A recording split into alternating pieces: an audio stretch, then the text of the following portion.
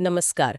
भारत की तट रेखा आप सोचिए करीब 7,500 किलोमीटर लंबी है बहुत विशाल है। और इसके किनारे कितने अलग अलग तरह के विविध पारिस्थितिकी तंत्र हैं। हाँ बिल्कुल, ये सिर्फ खूबसूरत नहीं है बल्कि प्रकृति के लिए बहुत जरूरी भी है। जाहिर है। तो इतने बड़े और कह सकते हैं संवेदनशील क्षेत्र का सही प्रबंधन और संरक्षण ये एक बड़ी चुनौती भी है और जरूरत भी। आज हम इसी से जुड़े एक बेहद अहम विषय पर थोड़ी गहराई से बात करेंगे, तटीय विनियमन क्षेत्र यानी कोस्टल रेगुलेशन जोन। आपने सुना होगा CRZ कहते हैं इसे शॉर्ट में। हाँ, CRZ काफी चर्चा में रहता है। तो चलिए शुरू करते हैं। सबसे पहले ये CRZ आखिर है क्या चीज, अगर बिल्कुल आसान शब्दों में समझना हो तो। देखिए, CRZ यानी तटीय विनिमयन क्षेत्र भारत के तट के वो हिस्से हैं, वो इलाके जहां पर्यावरण को नुकसान से बचाने के लिए और साथ ही विकास भी ऐसा हो जो टिकाऊ हो, उसके लिए कुछ खास नियम बनाए गए हैं। अच्छा। क्योंकि ये जो तटीय इलाके होते हैं ना, जहां जमीन और समंदर मिलते हैं, ये बायोडाइवर्सिटी मतलब जैव विविधता के हॉटस्पॉट्स होते हैं। इनको इकोटोन भी कहते हैं। इकोटोन। हाँ, इकोटोन मतलब दो अलग अलग इकोसिस्टम के बीच का एक ट्रांजिशन जोन, और ये अक्सर दोनों से ज्यादा रिच होता है। इसीलिए इसका संरक्षण बहुत जरूरी है। अच्छा, ये बात है। तो इन नियमों का कोई कानूनी आधार भी होगा? ये कब और क्यों लाए गए थे? जी हाँ, बिल्कुल। इनकी नींव रखी गई थी पर्यावरण संरक्षण अधिनियम 1986 में। Okay, environment protection act 1986। हाँ, उसी एक्ट के तहत केंद्र सरकार ने 1991 में पहली बार ये CRZ अधिसूचना जारी की थी। 1991 में। इसका मकसद जैसा मैंने कहा कई थे। एक तो जो तटीय इकोसिस्टम है, जैसे मैंग्रोव हैं, कोरल रीफ्स हैं, समुद्री घास के मैदान हैं, उनको बचाना। हाँ, ये तो बहुत जरूरी है। दूसरा, तटीय कटाव रोकना, जो कि बढ़ती हुई समस्या है। हाँ। और तीसरा, जो बहुत महत्वपूर्ण है, तट पर रहने वाले जो पारंपरिक समुदाय हैं, खासकर मछुआरे, उनकी आजीविका को सुरक्षित करना। अच्छा, आजीविका का पहलू भी है इसमें? बिल्कुल। बाद में 2011 में और फिर 2018 में इन नियमों में बदलाव भी किए गए ताकि ये आज की जरूरतों और चुनौतियों के हिसाब से रेलेवेंट रहें। तो ये बेसिकली एक लीगल फ्रेमवर्क है तटीय और द्वीप क्षेत्रों में इंसानी गतिविधियों को रेगुलेट करने का। ये तो साफ हो गया कि नियम क्यों बने। अब 1991 वाली जो पहली अधिसूचना थी, उसने इतने बड़े तटीय क्षेत्र को मैनेज करने के लिए क्या व्यवस्था बनाई? मैंने सुना है कि इसे अलग अलग जोन में बांटा गया था। आपने बिल्कुल सही सुना। मैनेजमेंट और रेगुलेशन को आसान बनाने के लिए 1991 की अधिसूचना ने भारत के तटीय क्षेत्रों को उनकी इकोलॉजिकल सेंसिटिविटी मतलब वो कितने संवेदनशील हैं, वहां पहले से कितना विकास हो चुका है, इन सब बातों के आधार पर 4 मेन श्रेणियों में बांटा था। 4 श्रेणियां? हाँ, CRZ1, CRZ2, CRZ3 और CRZ4। और हर जोन के लिए फिर अलग अलग नियम तय किए गए कि वहां क्या हो सकता है और क्या नहीं। चलिए फिर इन चारों जोन्स को थोड़ा थोड़ा समझते हैं। CRZ1 से शुरू करते हैं। ये कौन से इलाके हुए, इनकी क्या खासियत है? देखिए, CRZ1 में वो क्षेत्र आते हैं जो इकोलॉजिकली सबसे ज्यादा सेंसिटिव माने जाते हैं, मतलब नाजुक। यहाँ नियम सबसे सख्त होते हैं। सबसे सख्त? जैसे इसमें शामिल हैं national park, wild life sanctuary, reserve forest, mangrove के घने जंगल, कोरल रीफ्स और समुद्री जीवों के प्रजनन स्थल जैसे कछुओं के नेस्टिंग ग्राउंड्स वगैरह। अच्छा, ये सब। हाँ, इसके अलावा ऐसी जगह जहां प्राकृतिक सुंदरता बहुत ज्यादा है, या कोई ऐतिहासिक या विरासत महत्व की साइट है, या जहां जेनेटिक डाइवर्सिटी बहुत है, वो भी इसी में आते हैं। एक और जरूरी बात इसमें वो निचले तटीय इलाके भी शामिल हैं जिनके बारे में अंदेशा है कि ग्लोबल वार्मिंग की वजह से समुद्र का जल स्तर बढ़ने पर वो डूब सकते हैं। ओह, ये भी कवर किया है। हाँ, और अगर टेक्निकली देखें तो इसमें आमतौर पर हाई टाइड लाइन HTL और लो टाइड लाइन LTL के बीच का जो इंटरटाइडल जोन होता है ना, वो शामिल होता है। HTL और LTL मतलब ज्वार भाटा वाला क्षेत्र। बिल्कुल। HTL यानी जब ज्वार आता है तो पानी जहां तक मैक्सिमम पहुंचता है, और LTL यानी जब भाटा होता है तो पानी जहां तक मिनिमम उतर जाता है। ये बीच का इलाका इंटरटाइडल जोन अपने आप में एक बहुत डायनामिक और इम्पोर्टेंट इकोसिस्टम है। समझ गए। तो CRZ एक तरह से सबसे प्रोटेक्टेड जोन है जहां प्रकृति को छेड़ना नहीं है। अच्छा, तो फिर CRZ2 क्या है? ये कैसे अलग हुआ? CRZ2 उन एरियाज को दिखाता है जो कोस्टलाइन तक मतलब तट तक या उसके बहुत पास पहले से ही काफी हद तक डेवलप हो चुके हैं। अच्छा, पहले से डेवलप्ड। हाँ, ये आमतौर पर बड़े शहरों या कस्बों की जो म्युनिसिपल सीमाएं होती हैं, उनके अंदर आते हैं। इन इलाकों में सड़कें, पानी की सप्लाई, सीवेज लाइनें, ये सब बेसिक सुविधाएं पहले से होती हैं और काफ़ी बसावट और कंस्ट्रक्शन हो चुका होता है। तो सीधे शब्दों में कहें तो ये शहरीकृत तटीय इलाके हैं। शहरी इलाके। हाँ, यहाँ नियम CRZ 1 जितने सख्त नहीं होते क्योंकि डेवलपमेंट तो हो ही चुका है, पर फिर भी कुछ कंट्रोल तो ज़रूर होते हैं। समझ गई। तो CRZ 1 सबसे सेंसिटिव, CRZ 2 पहले से बसे हुए शहरी इलाके। हाँ। अब CRZ 3 की बारी। ये कौन से क्षेत्र है? CRZ 3 एक तरह से बाकी बचे हुए इलाके हैं, मतलब जो ना तो CRZ 1 बहुत सेंसिटिव में आते हैं और ना ही CRZ 2 पहले से विकसित शहरी में। अच्छा। इसमें मुख्य रूप से ग्रामीण तटीय क्षेत्र आते हैं, चाहे वो थोड़े विकसित हों या बिल्कुल अविकसित। इसमें म्युनिसिपल लिमिट्स के बाहर के ऐसे शहरी इलाके भी आ सकते हैं जिन्हें लीगली शहरी तो कहा गया है, पर जहां अभी तक बहुत ज्यादा कंस्ट्रक्शन या डेवलपमेंट नहीं हुआ है। मतलब गांव वाले या कम विकसित इलाके? हाँ, ज्यादातर वही। ये आमतौर पर कम घनी आबादी वाले और कम विकसित इलाके होते हैं।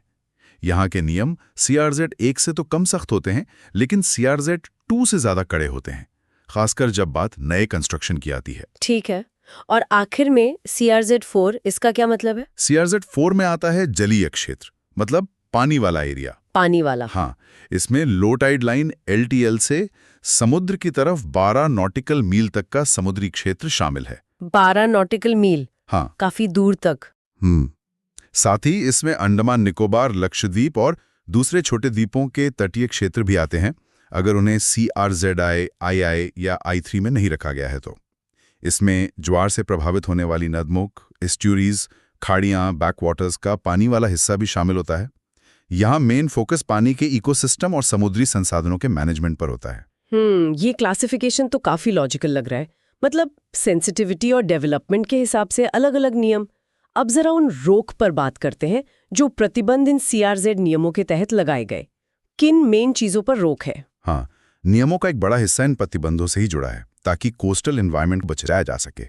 एक जो सबसे बड़ा और जनरल प्रतिबंध है वो है नए उद्योग लगाने पर या जो मौजूदा उद्योग हैं उनका विस्तार करने पर। कोई भी नया उद्योग नहीं? सामान्यतः नहीं, हालांकि कुछ अपवाद हैं, जैसे वो इंडस्ट्रीज जो सीधे समुद्र तट पर निर्भर नहीं हैं या जिन्हें कोस्टल फैसिलिटीज की जरूरत नहीं है, या फिर जैसे एटॉमिक एनर्जी डिपार्टमेंट जैसे राष्ट्रीय महत्व के प्रोजेक्ट्स। लेकिन आमतौर पर इंडस्ट्रियल एक्टिविटी पर रोक है। ये तो एक बड़ी रोक है। और क्या क्या मना है? लिस्ट तो काफी लंबी है और इसमें कई जरूरी चीजें हैं। आप देखेंगे कि ये कितने अलग अलग सेक्टर्स को कवर करते हैं। जैसे? कोई भी खतरनाक पदार्थ, हजार्डस सब्सटेंस, उसका बनाना, उसे हैंडल करना, स्टोर करना या डिस्पोज करना, ये सब मना है। हाँ, बंदरगाहों, हार्बर, टर्मिनलों पर नियमों के तहत कुछ स्वीकृत गतिविधियां हो सकती हैं। ठीक है। मछली प्रसंस्करण इकाइयां, मतलब फिश प्रोसेसिंग यूनिट्स, उनको लगाना या बढ़ाना, इस पर भी रोक है, उनके स्टोरेज सहित। शायद पोल्यूशन कंट्रोल के लिए। हो सकता है। फैक्ट्रियों, शहरों या कस्बों से निकलने वाला बिना ट्रीट किया हुआ कचरा या गंदा पानी, उसे सीधे समुद्र या कोस्टल एरिया में डालना या लैंडफिलिंग के लिए इस्तेमाल करना, ये सख्त मना है। ये तो होना ही चाहिए। थर्मल पावर प्लांट से निकलने वाली राख या कोई और इंडस्ट्रियल वेस्ट, उसकी डंपिंग भी मना है। अच्छा। जमीन बनाना, समुद्र को पाटकर या कोई बांध बनाना या किसी भी तरह से समुद्र के पानी के नेचुरल फ्लो में रुकावट डालना, ये भी आमतौर पर मना है। हाँ, अगर ये पोर्ट, हार्बर, जेटी वगैरह के रख रखाव या बनाने के लिए बहुत जरूरी है तो परमिशन मिल सकती है, पर कड़ी जांच के बाद। तट से रेत, पत्थर या कोई और बेस मटेरियल का खनन, माइनिंग, वो भी मना है। इसका एक एक्सेप्शन है रेयर मिनरल्स जैसे मोनाजाइट वगैरह, जिनकी माइनिंग खास शर्तों पर अलाउ हो सकती है। ओके। तेल और नेचुरल गैस की खोज और निकालना, एक्सप्लोरेशन और एक्सट्रैक्शन, इसकी भी आमतौर पर इजाजत नहीं है जब तक कि पर्यावरण मंत्रालय किसी खास केस में मंजूरी न दे। और हाँ, ग्राउंड वाटर, भूजल का जरूरत से ज्यादा इस्तेमाल, उस पर भी रोक है। हालांकि HTL से 200 मीटर से 500 मीटर के बीच का जो एरिया है, वहाँ पीने के पानी, बागवानी, खेती और पारंपरिक मछली पालन की ज़रूरतों के लिए साधारण कुओं से मैनुअली पानी निकालने की इजाज़त कुछ शर्तों के साथ मिल सकती है। बाप रे, ये प्रतिबंध तो वाकई काफी सारे हैं और लगभग हर पहलू को कवर करते हैं। पर इसका मतलब ये तो नहीं कि इन एरियाज में सब कुछ बंद है।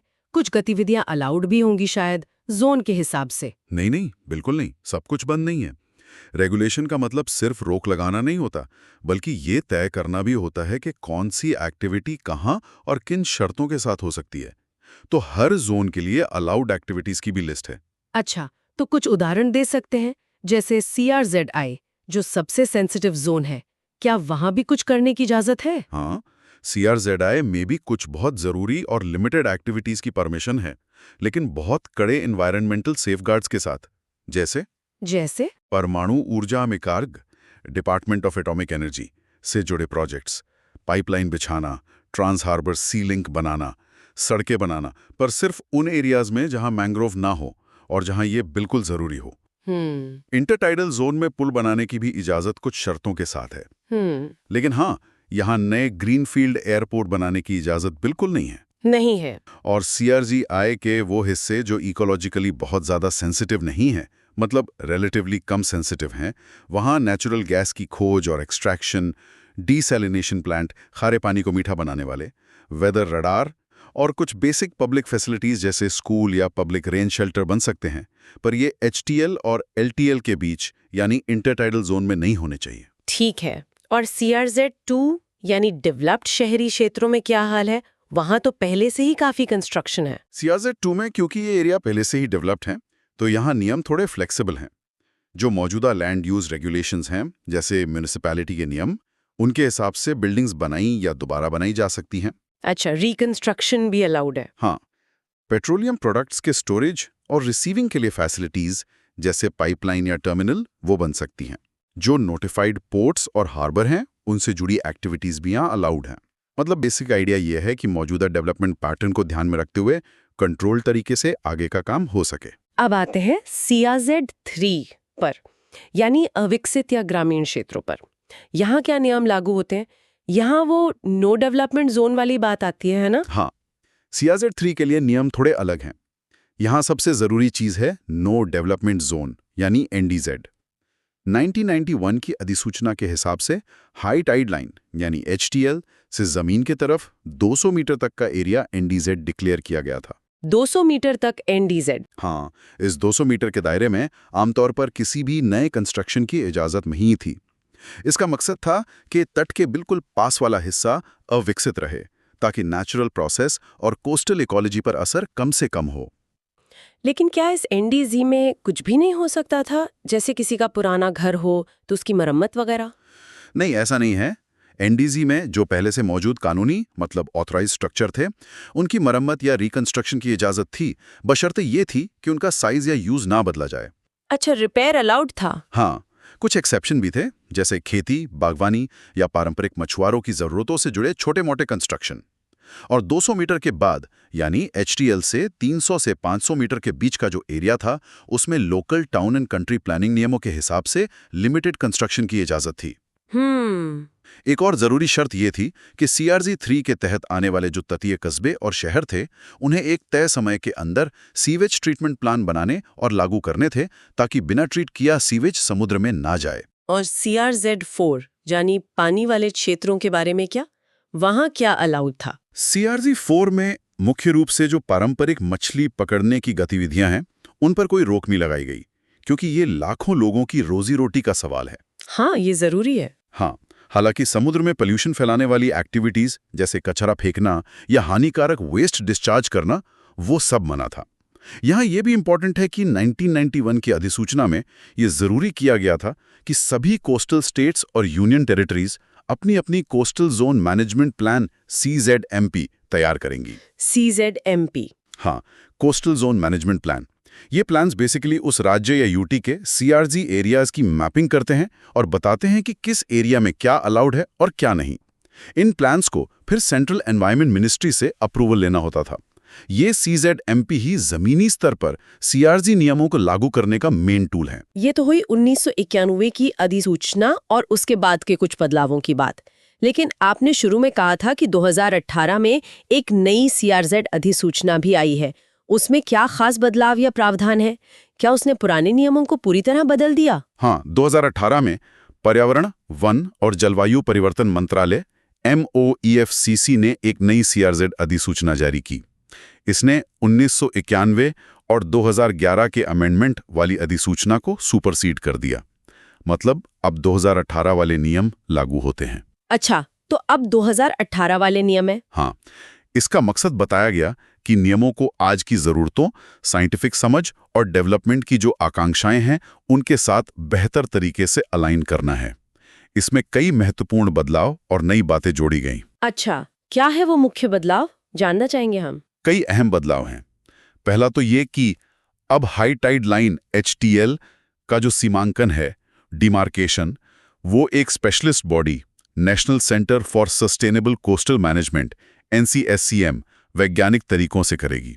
NCSCM करेगी? पहले कौन करता था? पहले राज्य अपने अपने हिसाब से करते थे, जिससे कई बार विसंगतियां मतलब इनकंसिस्टेंसी आ जाती थी। अब कोशिश है कि इसमें यूनिफॉर्मिटी और साइंटिफिक एक्यूरेसी आए। ये तो एक जरूरी प्रोसेस इंप्रूवमेंट लगता है। और क्या? दूसरा बड़ा कदम है जोखिम रेखा या हैजर्ड लाइन की मैपिंग। ये जिम्मेदारी सर्वे ऑफ इंडिया को दी गई है। हैजर्ड लाइन, ये क्या होती है? ये लाइन उन एरियाज को मार्क करेगी जो बाढ़, कटाव, सी लेवल राइज जैसे नेचुरल हैजर्ड्स के प्रति ज्यादा वल्नरेबल हैं, मतलब जहां खतरा ज्यादा है। इस जानकारी का इस्तेमाल फिर डिजास्टर मैनेजमेंट प्लान बनाने और क्लाइमेट चेंज अडेप्टेशन यानी जलवायु परिवर्तन के हिसाब से ढलने की स्ट्रैटेजी बनाने में किया जाएगा। ये एक तरह से फ्यूचर रेडीनेस की बात है। ये भी काफी दूर की सोच वाला कदम लगता है। और जोन की परिभाषा या नियमों में कोई बदलाव हुआ? हाँ, कुछ डेफिनेशंस को और क्लियर किया गया है। जैसे जो टाइड इन्फ्लुएंस्ड वाटर बॉडीज हैं, खाड़ी, क्रीक, बैकवाटर, नदी का मुहाना वगैरह, उनके किनारे CRZ की सीमा कितनी होगी, इसे अब उस वाटर बॉडी की चौड़ाई के आधार पर तय किया गया है। कैसे? अगर चौड़ाई 5 किलोमीटर से ज्यादा है तो किनारे से 100 मीटर तक CRZ होगा, और अगर चौड़ाई 5 किलोमीटर से कम है तो 50 मीटर या जितनी असल चौड़ाई है, जो भी कम हो, वहां तक। पहले इस पर थोड़ी अस्पष्टता थी। अच्छा, क्लैरिटी लाई गई है। हाँ, एक और महत्वपूर्ण प्रस्ताव है कि जो मेनलैंड कोस्ट के पास आइलैंड्स हैं या मेनलैंड के बैकवाटर्स में जो आइलैंड्स हैं, उनके लिए no development zone NDZ 20 meter रखा जाए। ये शायद इन खास भौगोलिक स्थितियों के लिए नियमों को थोड़ा यूनिफॉर्म बनाने की कोशिश है। अब यहाँ मामला और भी दिलचस्प हो जाता है। मैंने सुना है कि CRZ 3 यानी ग्रामीण क्षेत्रों के नियमों में भी कोई बड़ा बदलाव किया गया है। वो NDZ को लेके कुछ हुआ है? बिल्कुल सही पकड़ा आपने। ये 2018 की अधिसूचना का शायद सबसे ज्यादा डिस्कस किया जाने वाला और सबसे महत्वपूर्ण बदलावों में से एक है। इसने CRZ 3 ग्रामीण क्षेत्र को पॉपुलेशन डेंसिटी यानी जनसंख्या घनत्व के आधार पर 2 सब कैटेगरी में बांट दिया है, CRZ IIA और CRZ IIB। अच्छा, IIA और IIB क्या है ये और इनमें क्या फर्क है? CRZ IIA में वो ग्रामीण इलाके आते हैं जहां 2011 की जनगणना के हिसाब से पॉपुलेशन डेंसिटी 2161 व्यक्ति प्रति वर्ग किलोमीटर या उससे ज्यादा है। मतलब ये घनी आबादी वाले ग्रामीण तटीय क्षेत्र हैं। ओके, घनी आबादी वाले। हाँ, इन क्षेत्रों के लिए नो डेवलपमेंट जोन यानी NDZ को HTL से घटाकर सिर्फ 50 मीटर कर दिया गया है। क्या 50 मीटर? पहले तो 200 मीटर था। हाँ, पहले 200 मीटर था। अब इन घनी आबादी वाले ग्रामीण इलाकों के लिए सिर्फ 50 मीटर। ये एक बहुत बड़ा बदलाव है। ये तो बहुत बड़ा बदलाव है। और CRZ IIB? CRZI 3 में वो ग्रामीण इलाके आते हैं जहां पॉपुलेशन डेंसिटी 2116 व्यक्ति प्रति वर्ग किलोमीटर से कम है। यानी ये कम आबादी वाले या छितरे हुए ग्रामीण तटीय क्षेत्र हैं। इनके लिए NDZ पहले की तरह HTL से 200 मीटर ही रखा गया है। तो इसका मतलब ये हुआ कि जो घनी आबादी वाले ग्रामीण इलाके हैं वहां अब तट के ज्यादा पास कंस्ट्रक्शन हो सकेगा। इसके पीछे क्या सोच हो सकती है? देखिए, सरकार का तर्क ये है कि जो घनी आबादी वाले ग्रामीण क्षेत्र हैं वहां विकास की ज़रूरतें ज़्यादा हैं और ज़मीन की कमी भी है। तो 50 मीटर का NDZ उन्हें थोड़ी ज़्यादा फ्लेक्सिबिलिटी देगा। वहीं जो कम आबादी वाले क्षेत्र हैं वहां पर्यावरण संरक्षण पर ज़्यादा फोकस रखा गया है। हालांकि इस बदलाव पर पर्यावरणविदों और लोकल कम्युनिटीज की मिलीजुली प्रतिक्रिया रही हैं। हाँ, वो तो स्वाभाविक है। कुछ का मानना है कि इससे सेंसिटिव कोस्टल इकोलॉजी पर प्रेशर बढ़ेगा, जबकि कुछ इसे डेवलपमेंट की ज़रूरतों के लिए ज़रूरी मानते हैं। ये वही क्लासिक डिबेट है, संरक्षण बनाम विकास। ये संतुलन साधने का एक प्रयास है जिसके असल परिणाम तो आने वाले समय में ही पता चलेंगे। हाँ, ये संतुलन साधना हमेशा ही एक चुनौती रही है। अच्छा, क्या मंजूरी प्रक्रिया मतलब क्लियरेंस प्रोसेस में भी कोई बदलाव किया गया है? अक्सर प्रोजेक्ट्स में देरी की एक वजह ये कॉम्प्लिकेटेड प्रोसेस भी होती है। हाँ, अप्रूवल प्रोसेस को स्ट्रीमलाइन और डिसेंट्रलाइज करने की भी कोशिश की गई है। अब सिर्फ CRZ-1 इकोलॉजिकली सेंसिटिव और CRZ-4 पानी वाले क्षेत्र में आने वाले प्रोजेक्ट्स को ही सेंट्रल एनवायरनमेंट मिनिस्ट्री MoEF-NCC से क्लियरेंस लेना होगा। सिर्फ इन 2 के लिए सेंट्रल अप्रूवल। हाँ, बाकी कैटेगरीज CRZ-2 और 3 में आने वाले प्रोजेक्ट्स के लिए क्लियरेंस प्रोसेस काफी हद तक स्टेट लेवल पर या जो coastal zone management authority CZMA है उस लेवल पर पूरी की जा सकती है। इससे उम्मीद है कि टाइम बचेगा। ये तो इंडस्ट्री और डेवलपमेंट के लिए अच्छी खबर हो सकती है। पर्यटन के लिहाज से भी कुछ नए प्रावधान हैं। तटीय इलाके तो टूरिज्म के लिए बहुत इंपॉर्टेंट होते हैं ना। हाँ, टूरिज्म को बढ़ावा देने के लिए भी कुछ खास प्रावधान किए गए हैं। अब समुद्र तटों पर, बीचेस पर टेम्परेरी टूरिज्म फैसिलिटीज जैसे टॉयलेट्स, चेंजिंग रूम, पीने के पानी की सुविधा, बैठने की जगह वगैरह बनाने की परमिशन दी गई है, बशर्ते वो इको फ्रेंडली हों। टेम्परेरी फैसिलिटीज, ठीक है। इतना ही नहीं, CRZ-3 एरिया ग्रामीण में NDZ के अंदर भी यानी HTL से 50 मीटर या CRZ-3A में या 200 मीटर CRZ-3B में के दायरे में भी टूरिज्म से जुड़ी कुछ परमानेंट फैसिलिटीज जैसे रिजॉर्ट्स वगैरह बनाने की इजाजत देने का भी प्रस्ताव है। हालांकि ये तय गाइडलाइंस और लोकल नियमों के तहत ही होगा। अरे, NDZ के अंदर भी ये भी बड़ा बदलाव है। हाँ, ये भी एक बड़ा बदलाव है जिसका मकसद साफ तौर पर कोस्टल टूरिज्म को बूस्ट देना है। खनन को लेकर भी कुछ कहा गया है? कोई छूट? देखिए, खनन पर तो सामान्यतः रोक जारी है, लेकिन एक बहुत स्पेसिफिक प्रस्ताव है। अगर नेशनल सिक्योरिटी से जुड़े इंस्टीट्यूशंस सिफारिश करें और वो एरिया HTL से काफ़ी ऊंचाई पर हो, तो बहुत कड़े एनवायरमेंटल सेफगार्ड्स के साथ रेगुलेटेड तरीके से लाइमस्टोन यानी चूना पत्थर की माइनिंग की इजाज़त दी जा सकती है। ये शायद स्ट्रैटेजिक ज़रूरतों को ध्यान में रखकर किया गया एक बहुत ही विशिष्ट प्रावधान है। तो इन सब बातों का मतलब क्या निकलता है? अगर हम इस पूरी चर्चा को समेटें तो ये CRZ नियम भारत की इतनी विशाल और कॉम्प्लेक्स तटरेखा को मैनेज करने के लिए एक लगातार बदलने वाला, इवॉल्व होने वाला फ्रेमवर्क है।